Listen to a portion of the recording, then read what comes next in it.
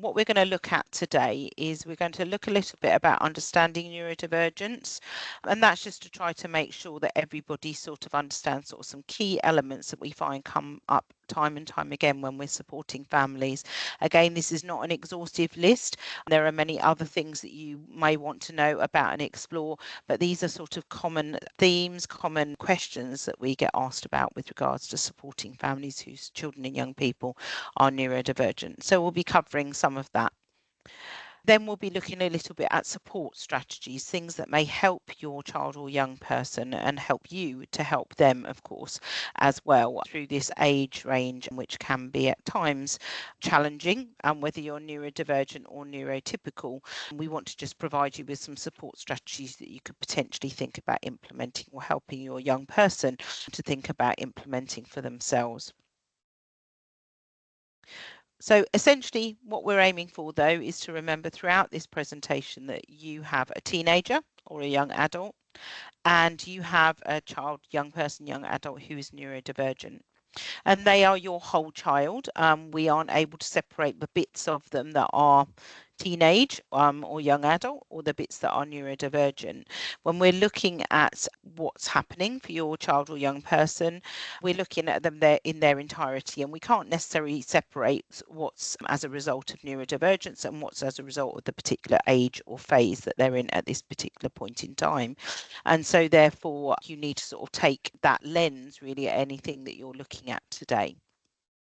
And what are we aiming for? Well, essentially, I like to think that what we're aiming for is a young person who is happy most of the time and a young person who's healthy most of the time. We know that through this age range, there can be an awful lot of pressure in terms of exams and college and whether you're going to go to university or work or whether you're able to even attend an educational establishment at all because of your learning needs or because of anxiety or various other things. And so it's a really, really tricky phase. But I think, again, as parent carers, if we can try to come at it from the place that really most of the time we want our young person to be happy, most of the time we want them to be healthy. And when we're thinking about the support strategies and the approaches that we're going to take, if we can keep that focus, that will help us to make sure we're not putting too much pressure on the wrong parts, which might be making life a little bit more difficult for our young person or our young adult in our family. Okay, so just for clarification, it's worth having a think about what is neurodivergence. And the image I'm about to show you was created by some young people who were working with autism Anglia, and this is an image that they came up with. And so what you can see is that in neurodiversity or neurodivergence, you might experience the world in a different way to people you see on TV, at school, college, work, or social situations. And it's good to be different. The world would be boring if we were all the same. And what you can see here is the many different elements of neurodivergence. We often think of autism and ADHD, but as you can see, there are many different elements here. And this is partly about how the brain works differently for people who are neurodivergent. You can, of course, have multiple neurodivergence. So you could have dyslexia and ADHD. You could have autism or be autistic and have a learning disability or a learning difficulty. But you know, you can have things in isolation or they can be mixed with other neurodivergence. What we do often find, though, is that neurodivergence can run in families. And so you might not have another young person in your living memory who's autistic, for example, but you may have somebody else who's dyslexic. And that sort of all comes under this one umbrella. So one of the key topics that we often hear talked about by parents is masking. And it's really important that we just understand what masking is. And Katie, one of our family advisors, did actually write an article on this, and we'll be able to share the link for you about that. But this is what she wrote. The easiest way to describe masking is that most adults have what they would call their work phone, the voice you use to speak to clients, customers, service users on the phone. Most people have a different voice they use on the phone when they talk to family, or as I like to explain it, you camouflage your common voice to make yourself sound more important or intelligent. This is similar to masking. Masking is basically the ability for someone to camouflage or hide certain behaviours by mimicking the behaviours of the people around them in order to hide their true selves. And what we know in neurodivergence is that people will often observe what's going on around them, how people are talking, how they're reacting to certain situations, and they will mimic and copy that. And it can serve them quite well, but also sometimes it can serve them badly if the people around them are, reacting in certain ways. You might well find that your child or young person perhaps gets in trouble at school if they're copying other people around them who are not behaving in an appropriate way, for example. The other important thing to remember, though, is that masking can be conscious, as in the neurodivergent person is choosing to mask because they need to mask in a certain situation they feel in order to be able to interact with peers and colleagues, perhaps at work and things like that. But there can be a sense of unconscious masking where masking becomes such a normal thing for the neurodivergent person to do that they're not really even aware that they're doing it in certain situations. From your point of view as parent carers, though, what's really important for you to be aware of is that masking is exhausting. It uses up a lot of energy to sort of behave and pretend to be somebody you're not, or to pretend or behave in a way that isn't what's normal or natural for you. And continual masking that's sort of enforced by the environment or other people around you can eventually lead to autistic burnout if it continues to happen. And that's where it's really important for us as parent carers to ensure that our young people, our young adults, have a safe space at home where they can unmask and they can be totally themselves. And so some of you may say to us as workers within our team, you may say that you find that your child can be, the school might describe them as being fine at school, but then they come home and then you have a lot of emotional dysregulation. But of course, what's been happening there is they've been masking all day and they've come home and they've unmasked in their safe environment. And it's important that they are able to do that. But it's also important for you to then track back with the school about what's been going on during the school day that has meant that they've been enforced to mask, and then when they come home they then obviously have to let all of this emotional dysregulation out. And we'll talk a bit more later on about how dysregulation sort of tends to build up over a period of time rather than being isolated to one particular trigger or incident. So anxiety is something that also comes up again and again when we talk to families, and children having and young people having high levels of anxiety that can sometimes really restrict the things that they're able to do, to the point that the young person is wanting to do things but they're not able to because their anxiety levels are so high. And Autistica, which are a research body looking at autism, have done some specific research into autism and anxiety. And you can see here that the data shows that over half of autistic adults will be diagnosed with an anxiety disorder in their lifetime. 8 in 10 autistic adults will experience mental health challenges in their lifetime. And anxiety disorders affect over 40% of autistic children compared with just 3% of non-autistic children. So we can see that anxiety is a real experience for neurodivergent children, young people and young adults. And it's much more prevalent than it is within the general population. So I'm going to now just show you a video that Autistica have created to explain this a little bit more. Anxiety is a feeling of worry or fear. Our minds and our bodies can be affected when we're anxious, but learning about the causes and symptoms can help us manage it better. Anxiety usually happens when we expect that a situation might affect us in a negative way. Most people feel anxious at some point in their lives. In fact, anxiety can actually help us to stay alert and safe. But when anxiety sticks around and stops you from doing things and enjoying life, it becomes a problem. Autistic people are 4 times more likely to have anxiety than non-autistic people, and often standard therapies don't work so well. New research suggests 4 main reasons why. The first is sensory processing. We experience sound, touch, smell and light differently. It's why a busy open plan office might be really difficult. Then there's alexithymia. We can struggle to understand and describe our emotions. It means we might not manage them well, so we can get completely overwhelmed. Another big cause of anxiety is understanding others. We can feel anxious in social situations, especially if others don't understand us. For all these reasons, the world for us can feel uncertain. Our difficulty with uncertainty is why we really struggle with change and unpredictable situations. Everyone experiences anxiety differently. Some might avoid situations or seem moody and quiet, whereas others can just become really chatty. Some might show they're anxious with stimming, that's repeating words or behaviours. They might help, but they can get in the way. We know all of this because of research. Scientists are using this information to find new treatments and adapt existing ones. Research is working out what works for each individual and helping us to understand ourselves better too. With this knowledge, we can make breakthroughs that change lives. You can help to make more breakthroughs. Get involved and donate now.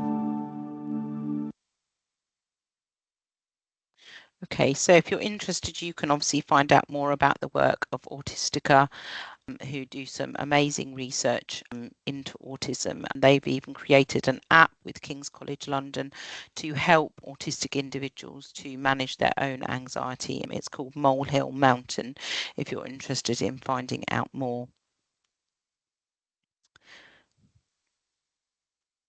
So I wanted to talk a little bit now about the spiky profile that we often see in neurodivergence. And a spiky profile is a term used to describe individuals who excel in certain areas or with certain tasks, but struggle in others. In other words, they have what they call asynchronous development, where some skills are really well developed and others aren't.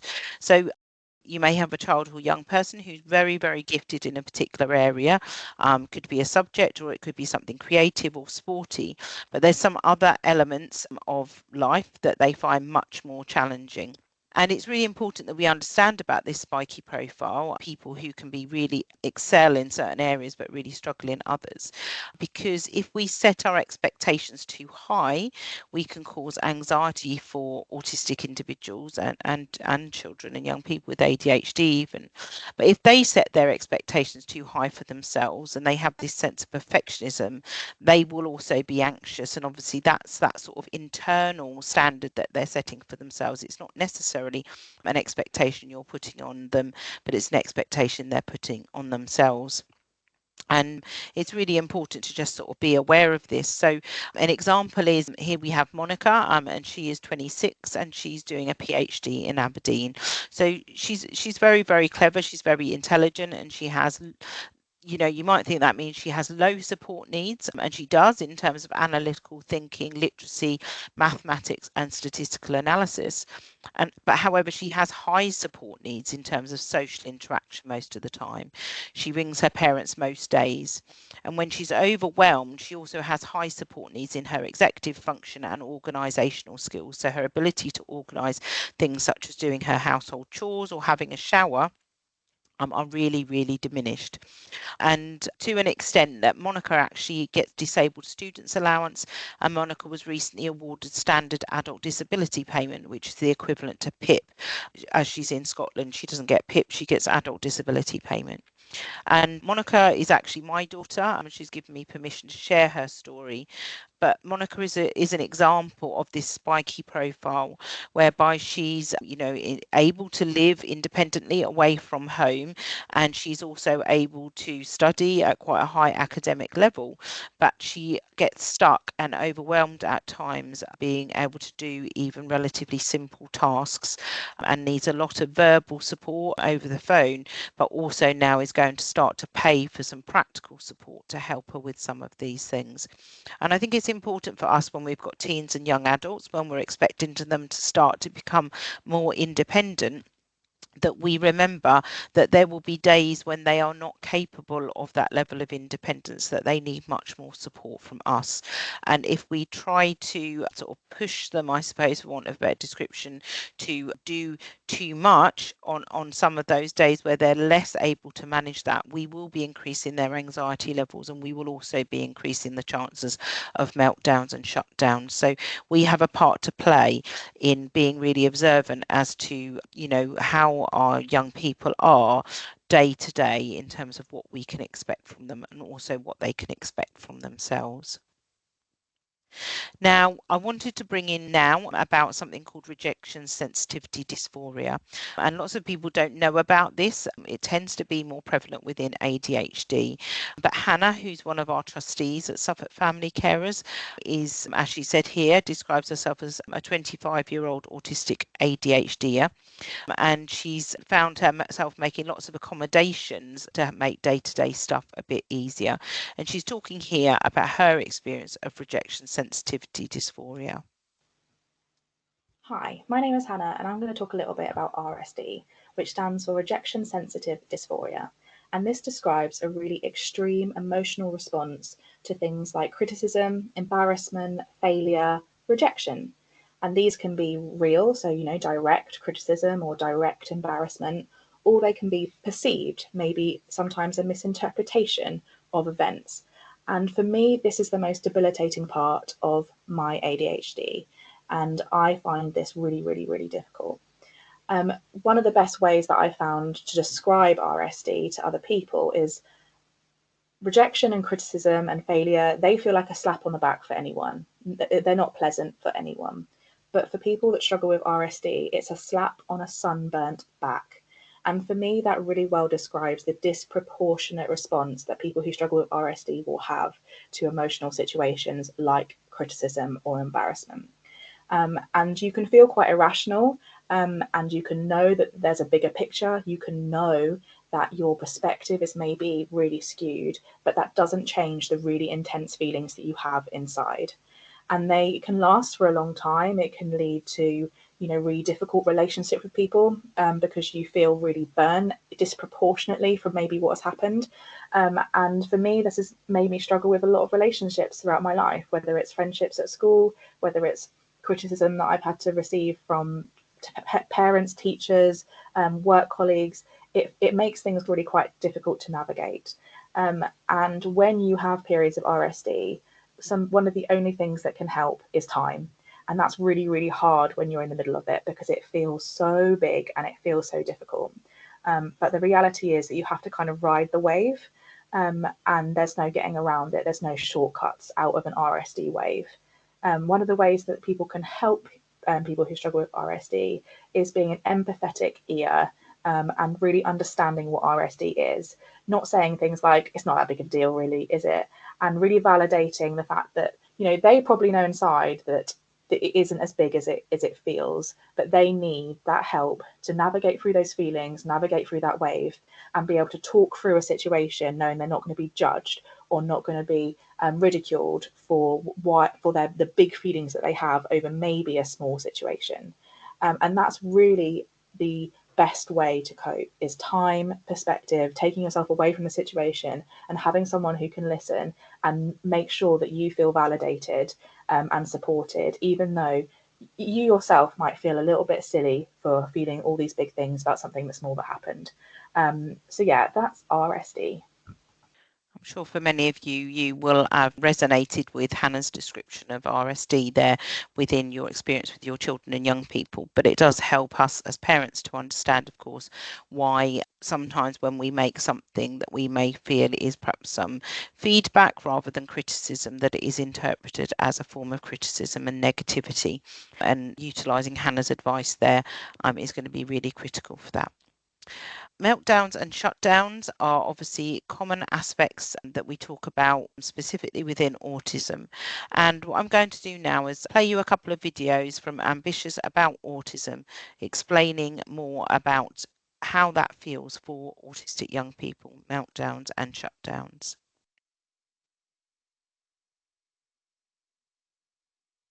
For me, a meltdown is when I've hit a limit. It feels as if there's a short circuit in your brain.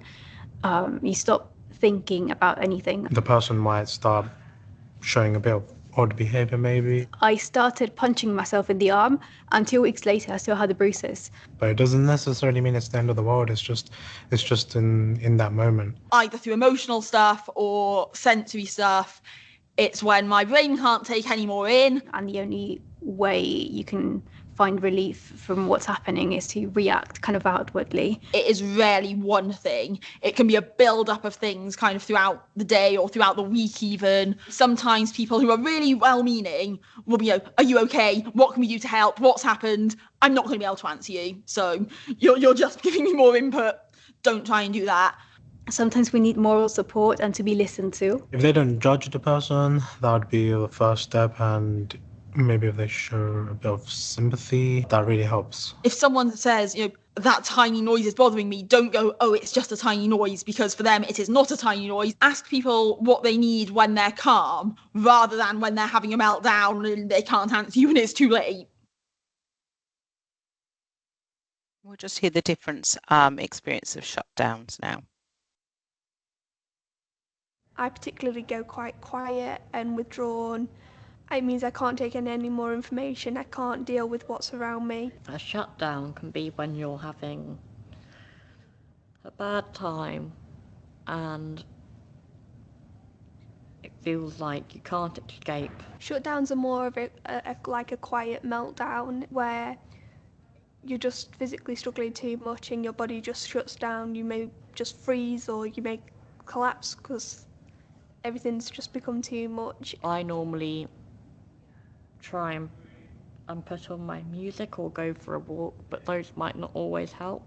Quite often when I'm having a shutdown, I need some space away from an overwhelming environment. I need someone to talk to me and reassure me that everything is okay and what I'm doing is right. When people ask a good question, which is, what can I do to help you?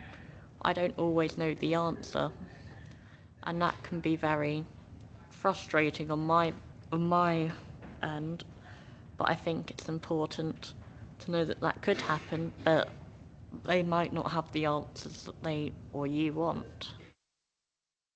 So it's really important that we've listened to the voices there of young people themselves explaining what meltdowns and shutdowns are like for them. It's important that we try to remember that the behaviours that we're seeing are what we'd call distressed behaviours rather than challenging behaviours. As parents and sometimes other professionals can find the behaviour challenging to deal with or to know how to deal with it. But that in itself doesn't make the behaviour challenging. The young person or young adult is not trying to challenge us deliberately. What they're doing is they are trying to demonstrate to us their distress. So what we're often seeing is not always what we might interpret as being distress behaviour, but they are trying to communicate to us. So it's important to remember any behaviour that you see is a form of communication. Often for neurodivergent people, they don't always have the language or the words at that particular time to be able to explain to you how it is they're feeling inside and why they're behaving the way that they are. So the root cause of a meltdown or a shutdown may not always be obvious. It's usually related to anxiety or overwhelm, but it does require a bit more unpicking than that. And we'll be looking a little bit later about how we can do some detective work on how to try to find out what's going on for our child or young person. So you may have heard of something called stimming. What we're going to do though is watch a short video on the description of stimming. A stim is a self-stimulatory behaviour, so any action or movement that we do in order to explore one of our senses. A repetitive action or movement or sound, it can be many different sorts of things, but it's generally doing something repetitively. Some people flap their hands, some people rock, some people sway side to side, some people walk on their tiptoes. I may shake my hands, or I may keep tapping my feet on the ground. This is some solid perfume that I sniff whenever I feel like sniffing something because it's just very nice. This is a stim pen with glitter inside. This is a kind of squishy toy that fits my palm perfectly. Stimming is important because it helps me regulate myself. We need to stim in order to find a sense of balance and peace and relief. The kinds of stimming that are more automatic feel as normal to us as breathing. It's sad that some people think of it as weird or obsessive. They think of stimming as like repetitive stereotypical behaviour. There's nothing wrong with it. It's just a medium of expression. It's very important to not discourage all stimming because it can take away somebody's coping mechanisms. So as you heard there from the young people, stimming shouldn't be stopped unless it's harmful to the person themselves or others. And that's not the same as being annoying to others. So, a common stim may be clicking of pens or making a particular noise repetitively, which as a parent carer can become quite annoying, particularly if you're already running low on reserves yourself. You're already feeling quite stressed and you're tired and various other things are going on. But that in itself is not a reason to stop something. We need to find other strategies for dealing with it without sort of stopping the stim itself, because as you've heard, that's really important in terms of that self-regulatory behaviour. Wanted to move on to looking at executive function. And executive function is something that we all have. It helps us to run our lives in terms of sort of planning, organising things, getting tasks started, getting tasks finished, remembering things like important dates or the number of things you need to write down on your list, or all of those things. But for a lot of neurodivergent people, they have difficulties within their executive function, and it can make it quite difficult for them to be organised, to remember things, to plan when they need to do things. And you can see here there's lots of different parts involved in executive function. One of the things to remember particularly, which is, ironic really, is about the idea of working memory. Okay, we all have working memory. It's a part of the brain where we sort of hold on to information as we're given it, and it particularly helps with prioritizing what we need to do now and next, and then, and all of the things that you've got to do. For a lot of neurodivergent people, they have what's known as poor working memory, and that means they cannot contain lots and lots of bits of information and hold on to it just there.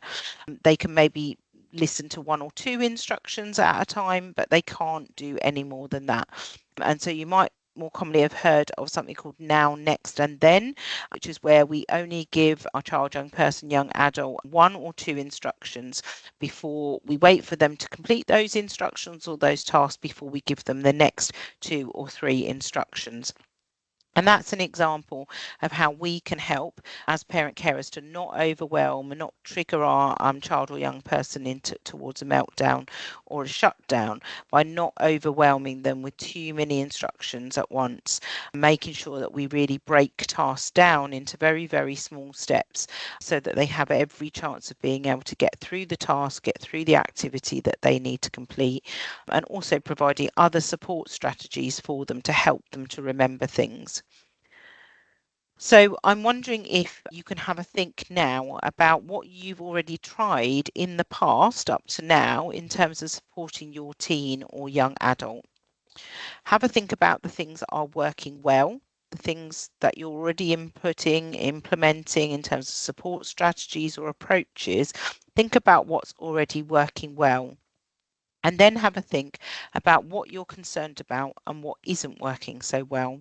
It might be a good idea to jot some of these things down on a notepad so you can reflect on this later on.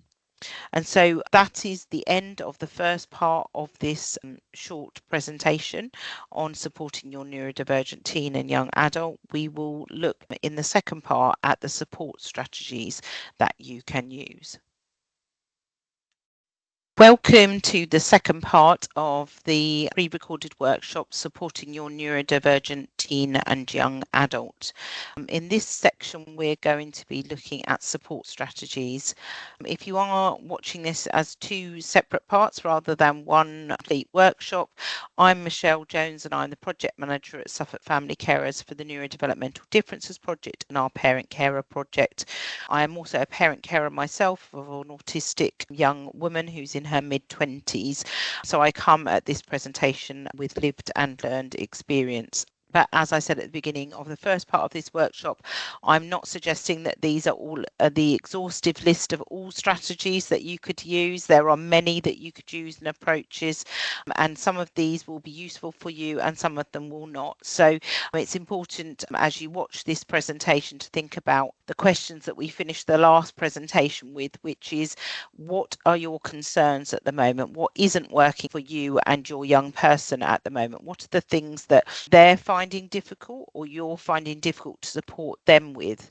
And if you can focus upon that issue or those issues and think about how any of these strategies may support them to overcome those particular difficulties that they're having at the moment, or may have in the future, of course, as they grow older. So we're going to focus on looking at routines and structure, communication and social communication, identifying triggers, energy accounting, body doubling, teaching social rules, and developing independence. So they are the sort of key things that we're going to be looking at over the sort of short period of time that we're going to be together. As in the previous workshop, though, we will be sharing some other links within the description on the YouTube channel where you'll find this workshop, because as you're watching this as a recorded version, you won't necessarily be able to click on the links from this presentation. So routines and structure. I hope it won't be any kind of surprise to you of the benefits of routine and structure for your child or young person or young adult. Whether children are neurotypical or neurodivergent, most people benefit from routine and structure in their life. It aids a sense of security, reduces anxiety, and therefore it is really important we think about that. And that can be quite difficult if you're a parent carer who is perhaps neurodivergent yourself and you find organisation and things like that quite tricky. It can be, the approach within your family is a little bit more flexible and fluid, which is of course absolutely okay. But your children who are neurodivergent are likely to need much more routine and structure in their life in order to support their emotional regulation. So one top tip is don't change things without warning if possible. Most neurodivergent children and young adults, young people, they don't like surprises. There's always going to be emergency situations whereby you can't control this, but where you can control it, please ensure that you give warning and don't change things at the last minute. Even adults benefit from visual routines that show what is happening and when. In our household, my husband and I, my husband who's neurodivergent is 50, we still have a very visual weekly planner to help make sure we've got that routine and structure that is really important. Also, going back to some of the stuff we talked about in the first part of the workshop around things like working memory, it stops having to remember everything or worry that you've forgotten something. So having that visual routine is really, really important. And even as your young people get older. Except that an autistic person may need to do things in a set order every day, and that can include holidays and weekends. So you still need some kind of structure, some kind of routine. It may be different on the weekend and in the holidays, but often they need to know what's happening, and they like to run the program. They like things to happen in a set order.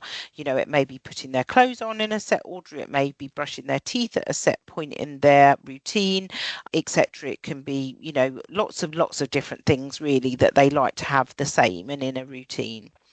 Think about transition points in the routine. So think about leaving home to go to work or school. These can be times of great anxiety. So we need to think about what we can do to put things we can put in place to ease that or prepare for the transitions.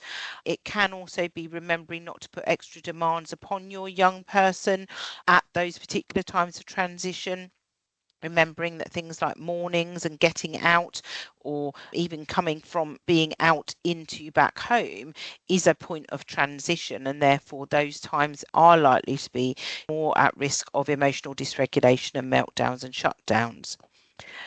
Fail to plan to fail. It's really important to make sure you plan. If you don't plan, then things are likely to perhaps go wrong. Your child or young adult may become dysregulated because they don't know what's going on, or they think that you don't know what's going on, and that's increasing their anxiety levels. Planning reduces uncertainty and anxiety. It's not very likely you're just going to be able to go with the flow. You're not just going to be able to go out with the day and see what happens, see what we might get to eat, see what time we might eat, see what time we might come back. They need much more structure and planning than that. So you can support with a weekly plan for specific tasks and activities. It might be useful to support with a checklist, something that they can tick off. That can be something very visual. It can be something that's just a written list. It can even be a checklist on their phone or device or something like that. It can also be a voice note that gives instructions, for example, about what's happening across the week. And if something new is happening, provide as much information as possible beforehand. So taking photos, videos, audio, written descriptions. Often now, if you're going to a new place, they will actually, if you look on their website, they may well have even provided a video or audio or written description of what goes on in that place, in that building. An example might be going to see something at the theatre, and lots of theatres now provide sort of some kind of pack that you can get access to in advance, which will describe all of the things that are going to happen in the performance, for example. So if we look at communication, it's really important that we provide direct, factual communication that is clear to our young people. We need to avoid idioms, metaphors, colloquialisms, things that are perhaps within your own sort of cultural language or might be within your sort of local language, local dialect and things like that, may not always be understood by somebody who's neurodivergent, not because they're not intelligent enough to understand what's being said, but they don't understand the hidden meaning behind the communication that they're getting. So try to stick to really clear, simple communication that is being really specific about what it is that you're trying to explain or ask them to do, for example. Good idea to always start with the person's name. We do know that for some autistic people, when they hear their name, it's sort of in a way their brain connects with that as being something that they now need to listen to. It's also important to just make sure before you give any instructions or information that you have got that person's attention, that young person or young adult's attention, because otherwise you may think that they're ignoring you or not understanding you, but it may not be that. It may just be that they're not listening to you. Say what you mean and mean what you say. Don't make false promises and things like that. Don't make threats or issue consequences, for example, that you're not going to carry out, or offer rewards that you're not going to carry out. Particularly autistic people often have a real sense of justice and fairness, and they expect things to be seen through. What you've said is going to happen. If you said it's going to happen, they're going to expect it to happen. Don't expect eye contact. You can offer alternative ways of communication through other media such as text, video call, in person. Make sure you ask what works for them. You might find that at certain times your young person or young adult just isn't able to speak and they need to be able to communicate through other means. It's not that they don't want to speak, it's that they genuinely cannot speak. And we need to find other ways. Okay, so be sensitive to that, be sensitive to how that's best dealt with. But for a lot of our young people and young adults, they're better able to express how they're feeling at the moment, or how you can help them, perhaps through texting you or some other kind of communication. Try not to give more than 2 or 3 instructions at once. You will have heard of now and next, now, next, and then. Less is more in this situation, particularly if your young person is close to dysregulation. Very, very careful about how much you say to them, how many instructions you give to them, what you're asking of them, because that will all be interpreted as additional demands for them and is more likely to cause further dysregulation. So one of the important things within neurodivergence is needing to think about social communication and social rules. And Jennifer Cook O'Toole wrote this book, some of the language around it. So, for example, we don't use the term Asperger's anymore, but the book itself is actually a very, very good book because she writes it from her own perspective. And this is a quote from the beginning of the book where she says, "What the heck? How is it possible to be so smart and so clueless at the exact same time? It seems like everyone else speaks a language that I don't. I watch them, I listen, I imitate, I act a lot. Seriously, I wish someone would just give me some rules on how to be normal. Let me know when that book comes out. It seems to be the only one I haven't read.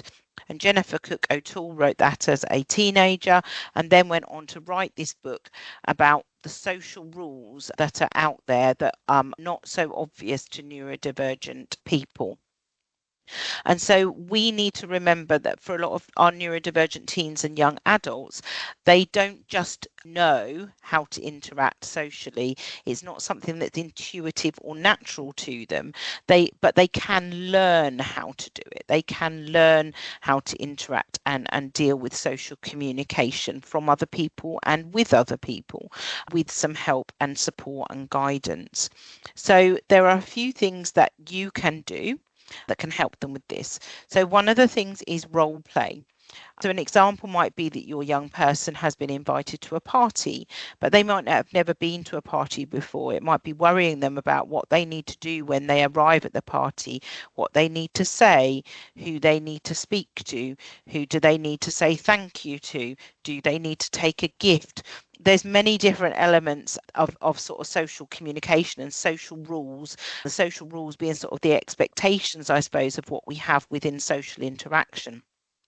But one of the things that you can do is you can actually role play this with them at home. So you could have a pretend or mock party at home, doing everything from them knocking at the front door and what they're going to say to the host of the party and what they're going to say to somebody who asks them, how they are and all of those sorts of things. And so what you're doing is you're helping them to practice that so that they feel more confident and they feel less anxious when they go into those social situations. You can just talk through a situation in advance. So it may be enough to just talk through what might happen and things like that. It's really going to be dependent upon your individual young person and young adult as to what support they need.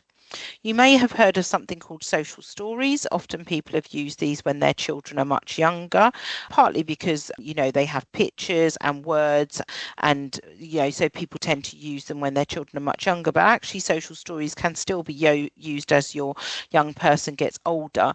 And depending upon obviously their learning ability and things like that, social stories may be useful to help them to understand social rules, how they might respect, for example, other people's personal space and things like that, or how they might behave, what is their appropriate behavior around, for example, touching somebody or hugging somebody in different situations.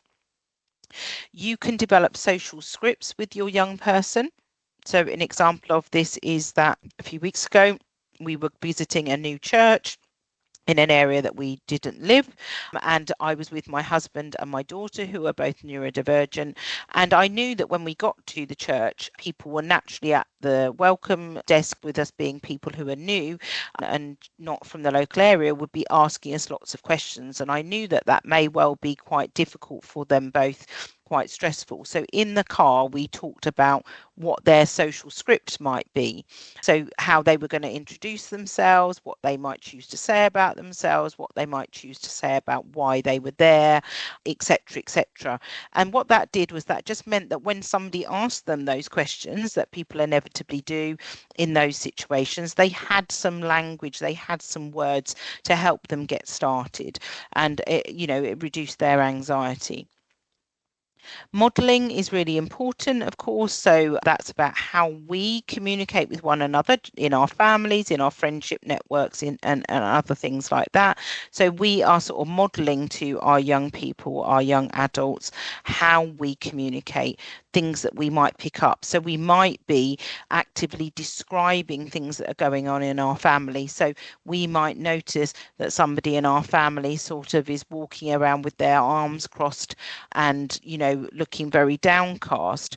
And we might actually describe that, so we might say something like, I wonder if you are feeling upset and low at the moment, and we would be modelling to our neurodivergent young people and young adults in our family about how we might begin to spot when somebody is feeling low, or when they're feeling angry, or when they're feeling frustrated, etc.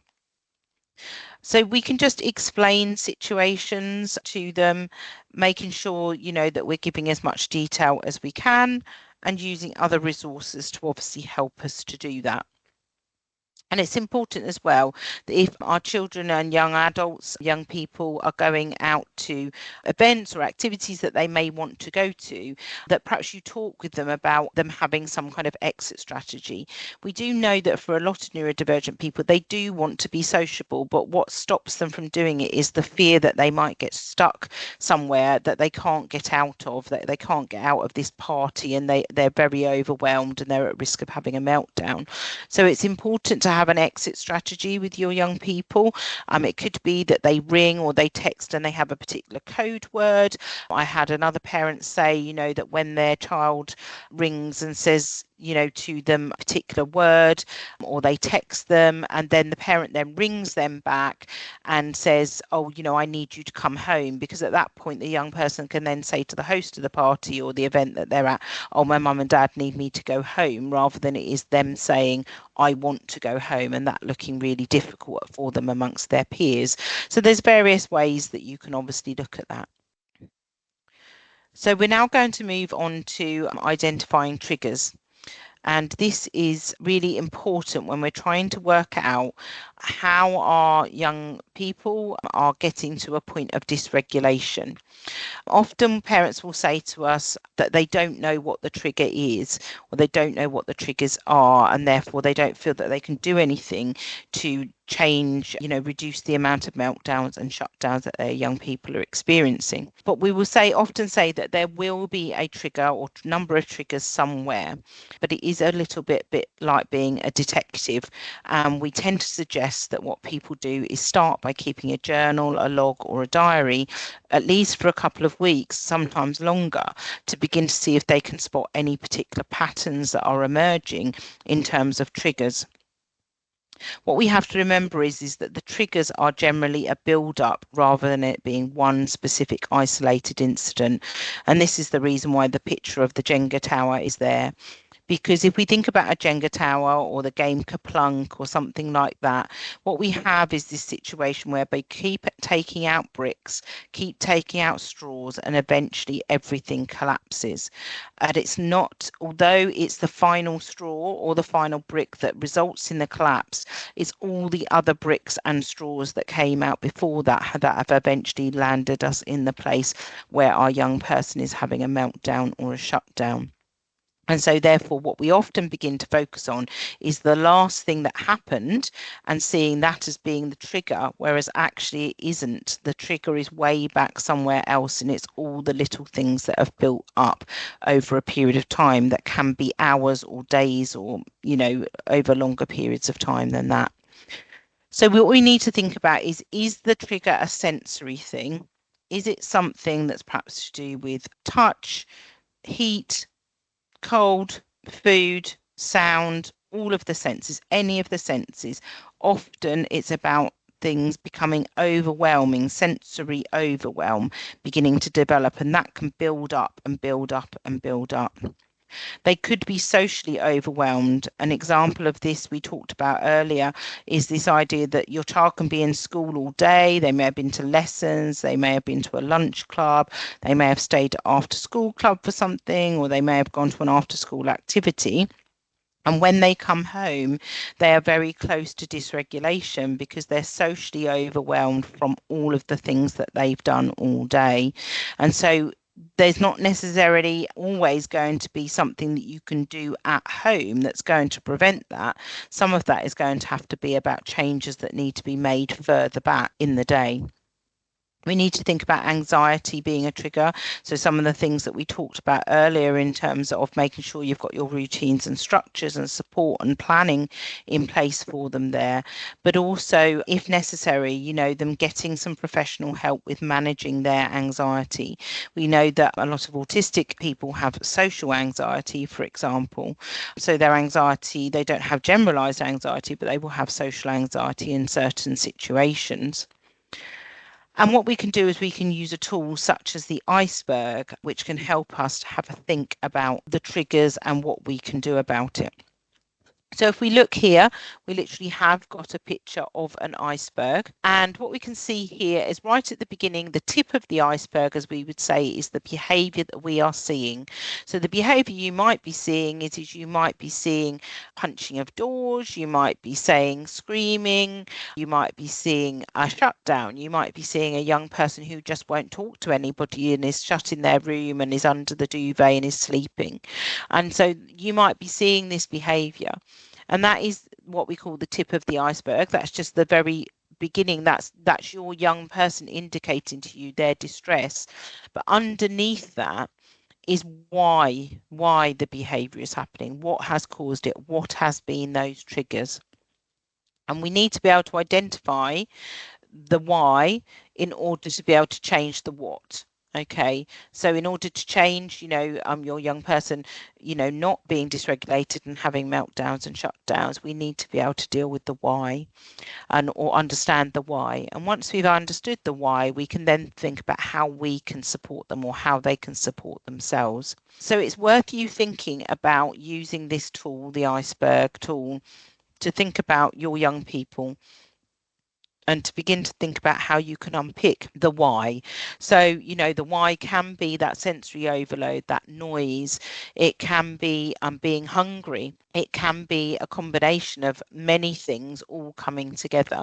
But once we know the why, then we can do something to change it. So if the why is being hungry, we might often say, give your child or young person something to eat as soon as they come out of school. If the why is sensory overload and it's about noises, you might use some kind of ear defenders or some other way of blocking out that sensory stimulation. There's lots of different responses to this depending upon what is going on for your child, young person, or young adult. Another strategy that is recommended by the National Autistic Society is something called energy accounting. And it's related to another approach called the spoon theory. And the spoon theory and energy counting are very similar models. They work upon the principle that we all have a certain amount of energy each day, and that energy is used up achieving various tasks and social interactions and things like that go on throughout the day. Some activities withdraw energy from the energy bank account, while others deposit energy into the bank account. When we're talking about energy usage, though, we're not talking about physical energy usage necessarily. It can be emotional, it can be social energy usage. So it's all of those things that are using energy, but it's also all of those things that are adding energy into the bank account. And the key to successfully balance the demands of everyday life is to be aware of what is a withdrawal for you or your child and what is a deposit. And that's going to be different for everyone. So, for example, I'm somebody who regains energy by being with other people, but I lose energy if I'm on my own. Whereas for somebody else, they may gain energy by being on their own, but they may lose energy by being with other people. What we do know is that when people's energy bank accounts are running low and they are close to dysregulation, and when they are in the red, when they are in deficit, they are in debt, that's when somebody has a meltdown or a shutdown. So we need to be aware of this, and the aim really is to make sure that we've got a balance of demands in our child and young people's lives. And this is a strategy as well that as people reach the teenage years and young adulthood, that they can actually use in their own life to manage their own emotional regulation. So what we're going to do is we're going to watch a short video clip now of Jamie talking about his use of the spoon theory. So a spoon, this is somebody else's theory, I didn't make this up. So the idea is that every day, if I've slept well, I get given 10 shiny spoons. And everything I do during the day takes spoons or gives me spoons. So sitting down in a quiet corner with Lion and giving him a hug, having a chill out moment, listening to an audiobook, maybe sometimes playing video games, will either be very low spoon usage or will be spoon positive, it will give me spoons. But doing this interview, trying to cook, which is something I massively struggle with, or crossing roads or travelling, is very spoon intensive. Now, the reason I like the analogy is I can say that I've got, let's say, 10 spoons today. I've probably got more like 8, but 8 to 10 spoons today. Ollie, my carer, who's sat in the distance there, he has like 50. So in a lot of situations, we look at it and we go, okay, is it worth using 2 or 3 of Jamie's spoons to do this thing? Or is that easier to say, okay, have Ollie do that thing because he's got more to go with? I've got an analogy around electric cars. So an electric car might have really great performance, but it has to stop and recharge. And when it has to recharge, it takes longer. A petrol car might have less performance, but when it refuels, it's quicker to refuel and it goes further on a tank. They're really good analogies for how my spoons work compared to other people. So I need to build my life around this idea that I need to stop and recharge spoons and kind of get a kind of an up and down, and keep it within a reasonable limit. Because if I keep my spoons relatively high, I have more energy left to deal with change and unexpected things, which means I'm less often into the meltdown and shutdown situations where I'm not just dealing with the environment, but I'm also then dealing with the response from my body. So it's a little bit like in engineering terms, we always say that maintenance is better than repair. You keep a system maintained and keep it going rather than wait for it to break and then repair it. Similar sort of thing. So every day we take a measure. How many spoons do I have? We also spent some time working out the actual cost of things. So I would love for being home alone to be only like 1 spoon an hour, but it's probably about 1.5. And that's a little bit too high. So that makes it a difficult place to be on my own for a long period. But by being able to discuss a metric, being able to go, okay, this is this number of spoons, this is this number of spoons, I can kind of engineer a day and then go, okay, so on a normal day, I might run a bath myself, but today I'm exceptionally low on spoons, so I'll say, actually, can somebody help me run the bath? And I'll save the spoons for being able to dress myself or something. So it's kind of this understanding that effort isn't unlimited. The actual cost of things might be very different from the amount I wish it cost. And if I take kind of like an engineer's view on the day, I want to get the maximum amount of autonomy and productivity out of this amount of energy. And that's kind of how we do it. Okay, so I think Jamie explained really well there how energy accounting works, and it's certainly something that's worth exploring with your young person or young adult. So what we would suggest you do is, first of all, with your young adult or for them to do by themselves, is for them to draw up a list of things that withdraw energy from their bank account, and then draw up a list of things that build energy in their bank account. And then think about what you or they can do to help them balance their energy account. And that's where the planning comes in, because this needs to really be looked at certainly on a day by day, if not a week by week basis. So, for example, if in this week your young person has got, I don't know, an interview at college, for example, or they're going to a party and they are things that they want to have the energy to do, then they're going to have to perhaps do less other things in order to make sure that they have the energy and the reserve to do that successfully without becoming dysregulated. I think our experience of using this, my daughter's experience of using this, is there is a lot of trial and error, and there will be mistakes made, and they will overspend from time to time, and then need to recoup that energy in whichever way they build energy back up. So for some people that will literally be sleep, or being in their room having very little contact with anybody else. For other people it will be spending time doing their special interests, which often does rebuild energy for them. And it can also be about obviously limiting other demands, so that might be turning down social engagements, or in some cases it may even be not being able to go to school or work for a day in order to recoup the energy that they've spent out elsewhere. So it's worth trying and seeing how you go. And like I say, it is a strategy that your young person and young adult can use for themselves to help them to be more independent. So something that we now use a lot, or have been using a lot with our daughter, is something called body doubling. And we will show you a quick video now. Hello brains, welcome to the How to ADHD definitions series. For today's term, we'll be defining body double. In the ADHD community, body doubling is a productivity strategy designed to help us stay focused on what we're trying to do. A body double is a person or even pet who is present with us while we work. This provides a gentle form of accountability. Their presence serves as a reminder of what we're supposed to be doing, so we're less likely to get distracted. Sometimes this backfires. It's not a perfect solution, but a lot of people in the ADHD community rely on this strategy to help them get things done, especially tasks that are lengthy, repetitive, or boring. Body doubles are typically passive forms of accountability. They're not there to make you stay on task. Their role is just to sit quietly with you while you work, which doesn't sound particularly helpful, but trust me, if someone will see you if you wander off to organize your sock drawer, you are less likely to do it. So if we want to use this method, how do we ask for it? You can ask someone to be a body double for you, to sit in the same room and read or knit or any other quiet thing they want to do while you work. Or you might ask if somebody wants to body double with you, meaning they work quietly on their task while you focus on yours. If the task you're doing is tedious but doesn't require a lot of focus, like cleaning out the fridge or wrapping your holiday gifts from last year, you don't even need the body double to be quiet. You can also use someone as a body double without them knowing. Remember Starbucks or the library? Yeah. In the COVID times, don't worry, body doubling doesn't have to be done in person. You can also do it in a video call or a Discord server.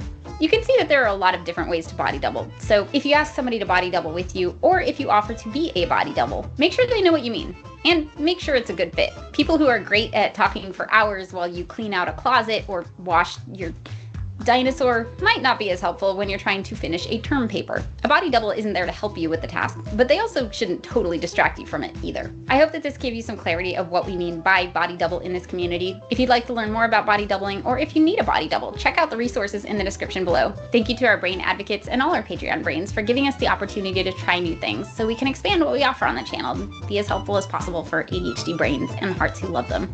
So there you heard about body doubling. It might be more commonly known as something like a study buddy. So that's quite common for people to study together. And it's that whole thing, as she described in the video, about somebody else doing something sort of motivates you to do it as well. It can help with things like chores. You're required to be present, but not to do it for them. Interestingly enough, you can be a body double over the phone or video call. I am regularly a body double over the phone. So that genuinely looks like my daughter phoning me when she needs to do a task, such as the washing up or sorting out her laundry or something like that. And literally the phone line just remaining open. Often I'm not even saying anything, but the fact that she knows that I'm at the other end is enough accountability for her. You shouldn't and you don't give instructions or advice how to do the task. In fact, doing that is counterproductive because it's actually interrupting their processing, and they actually don't need that. What they just need is that level of accountability to help them initiate and sustain doing the task. They know how to do the task, they know it needs to be done, but they just have got stuck really in the process of trying to get it done. And there is an app called Dubby, which may be worth looking at, particularly if you've got young adults who are perhaps going off to university or living independently from you. That's something that they can look at. And there are some paid for services where you can have a body double, sort of like in a video call or something like that. So we want to move on to looking at developing independence as you've got older teens and young adults. And this is obviously something that we're aiming for, is for them to become more independent. And so something that you can use is something called person-centered planning. And this is about thinking about what your young person wants or your young adult wants, rather than necessarily what you would like or what your aspirations are for them. So what we have to think about is what is possible for your young person, young adult, based upon, you know, their specific needs. Obviously, neurodivergence is a spectrum, and some young people and young adults will need much more support than others. But regardless of the level of support they need, what we need to be asking them is, what do they want, and how, and what are we going to do to move this forward? And a good place to start is to get your young person, young adult, to do a one-page profile. You can help them with that if necessary. There are free templates online, but what the one-page profile does is literally put onto one page the things your young person likes, dislikes, what they need support with, how they would like people to help them. And it's that first step in beginning to think about what they want for their future. What we need to do is break everything down into small, achievable goals. If your young person at the moment is not, even doing themselves a piece of toast, they're not going to suddenly be able to cook themselves a full meal. So we need to sort of break everything down into small, achievable goals to help them build towards, if their overarching goal is to be able to cook themselves a meal independently, we need to think about how we build that up in small, little steps. So cooking obviously is a good example of how we can break something down into small steps. We can also begin to provide some support to begin with and then gradually reduce that support over time. So another example of developing independence might be using public transport alone. What you might do is obviously start off by going on public transport with them. Then you might move on to taking them to the bus or the train, them getting on the bus or the train by themselves, but then you meeting them at the other end, or another relative or friend meeting them at the other end. So they had the security of knowing that somebody else is meeting them at the other end, and then gradually sort of build up the amount of time that they're on the bus or the train by themselves. So you might start off with them just going one stop on the bus and build it up to 2 stops, etc., as they become more and more confident and they need less and less support. You can provide visual audio prompts. Verbal prompts can often be interpreted as a demand. So giving verbal instructions, perhaps how to cook a meal, is not always helpful. But actually providing visual instructions, which they can follow step by step, or audio prompts, so recording an audio message with giving them different instructions, or they can even record those instructions themselves, can often be quite useful. Let them make mistakes. This can be quite difficult for us as parent carers as our children get older, but we only learn by making mistakes. And when we make a mistake, we tend not to make the same mistake over and over again. And don't set too higher expectations for them. Be realistic about what can be achieved at their age and stage, and also taking into account their learning ability and their cognitive abilities. So we're going to go over to Jamie again, who's going to talk to us a little bit more about independence for himself. I'm Jamie Knight. I'm a senior research engineer at the BBC, which is the posh way of saying that when there's a Jamie-shaped hole, I fill it. I'm kind of a recovering developer. I develop recreationally at the weekend, and I float around the BBC making sure that our apps and services don't disable the audience. So might be working with iPlayer one day, the people who write the annual review another day, talking about alt text. I try and make sure that when somebody comes to the BBC, the technology we use doesn't disable them. I also build kit cars and a piece of software that detects fraud, which services about $3 billion of transactions a week, which happened kind of by accident, but that's a story for another day. I'm a student pilot because they wouldn't let me learn to drive, so I just learned to fly instead. There's less to bump into in the sky.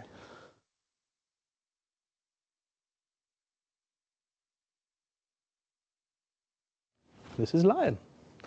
Lion has gone everywhere with me for a long time. He says he's 17, but he has been saying that for about 5 years. He just makes me feel happier. But he also has this function. He's quite expressive. So, this is the worried lion, the, oh my God, I've left the oven on lion. And also sometimes if I'm in a meeting, people say, you can tell if I'm annoyed because Lion will be sat there tapping a paw or flicking a tail. But he also acts a little bit like a white cane. So for blind people, signifying that they're blind using a white cane can be a very good way to communicate to the environment their needs. And Lion kind of works in a similar sort of way. He does make people take a slight double take. He is also the best icebreaker of any meeting ever. I can walk up to a group of people and go, it's okay, the lion's been fed. And almost every time someone will go, oh, I've got Teddy name, I wish he could have come, that sort of thing. So it's a good way to get into conversations and stuff. It's just nice to have him around. He hasn't eaten anybody for a while, so yeah, we're good.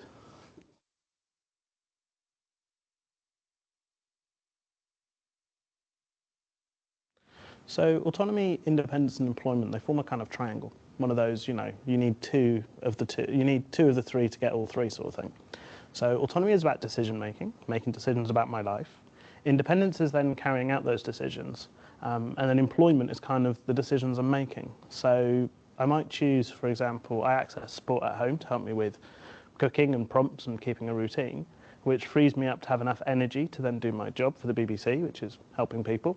And then the money the BBC pays me then pays for the support. So it kind of goes around in a big circle. Any one of the three missing can be very brittle indeed. If you have support and independence but no employment and no income stream, then you're going to be very limited on the support you can access. If you have employment and independence but you don't have autonomy, then it's very brittle and it will break very often. So that's the old, yes, Jamie's completely independent, he can cook one meal. You know, that's not really independence. You know, being able to do something yourself because you have no other option isn't really autonomy. It's not really independence. It's kind of being trapped in a situation you can't get out of. So yeah, so all three kind of add up to being a foundation for what I think makes me happy. So I think Jamie is an inspirational young man, talking about the importance there of how, you know, accessing support, whatever form that comes in, you know, enables him to have an active and fulfilling life, and how, you know, as parent carers, we can play a part in that, but also it's about helping our young people to access support that is already out there for them in various situations. So what I'd like you to do now is to think about what you might have learned in this session today that you didn't already know about. I hope that you have learned something new. I think that we would all agree that there's always something different that we can try, that perhaps we haven't tried before, to support our young people, but also to support ourselves. So I'd like you, sort of as a result of this workshop, to have a think about one thing that you're going to do differently for your child or young person. When I say for, I mean you can also do with, or, you know, talk to them about something different that, you know, could be worked on together, or that you could think about accessing with them and for them outside of the home, perhaps. And then finally, to think about one thing that you're going to do differently for yourself, because maybe as a result of this workshop, you've realised that perhaps there's some things that you're actually, you know, putting yourself under pressure to achieve for your young person, or perhaps you're taking on more responsibility perhaps than you need to for certain things, or that you maybe need to think more about how you look after yourself, because you have, you know, your role as a parent carer, and you know that will become tiring at times, and it's really important for you to think about how you look after yourself, because otherwise we can become emotionally dysregulated, and when we are emotionally dysregulated, often that means that our young person or the young adult in our family will also become emotionally dysregulated. So I would encourage you after this workshop to really think about these things, about what you're going to do differently for your child or young person, and something you're going to go do differently for yourself. Remember to check the description for any links to other resources related to this workshop, and I do hope that it has been helpful. Thank you.